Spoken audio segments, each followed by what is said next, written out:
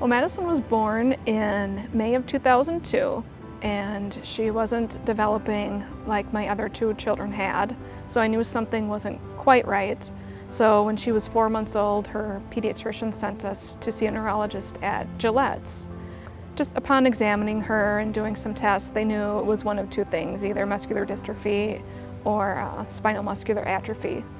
2 days before Christmas, we got the call to come in and went in and were told that's what she had, and that she had type 1, which was the most severe. And for her, it wasn't an issue of what we could do to make her better. It was an issue more of what kind of care we were going to give her. She had a life expectancy of less than a year.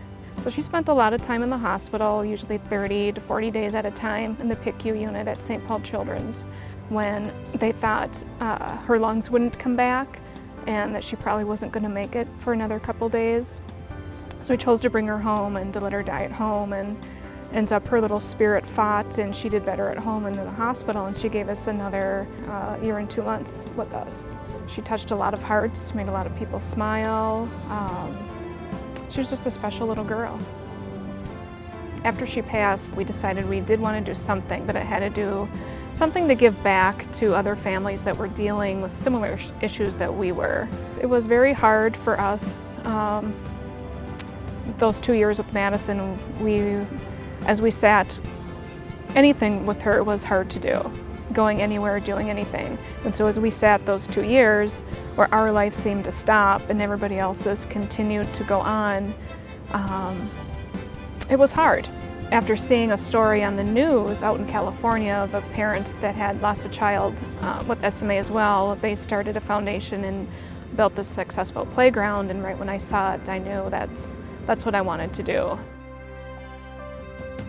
An inclusive playground removes all the barriers of traditional playgrounds, wood chips, sand, lack of ramps.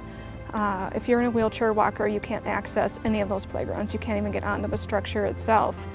So the inclusive playground will have a rubber surfacing, which allows access for anybody in a wheelchair or walker. Our structure will be completely ramped from end to end, so you can get from one end to the other.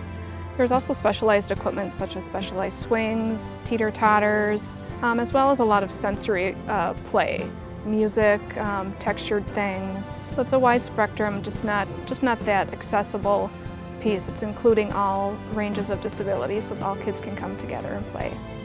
My overall vision goal going into this was to start something that would create a chain reaction, to have at least one accessible playground, big or small, put in every community.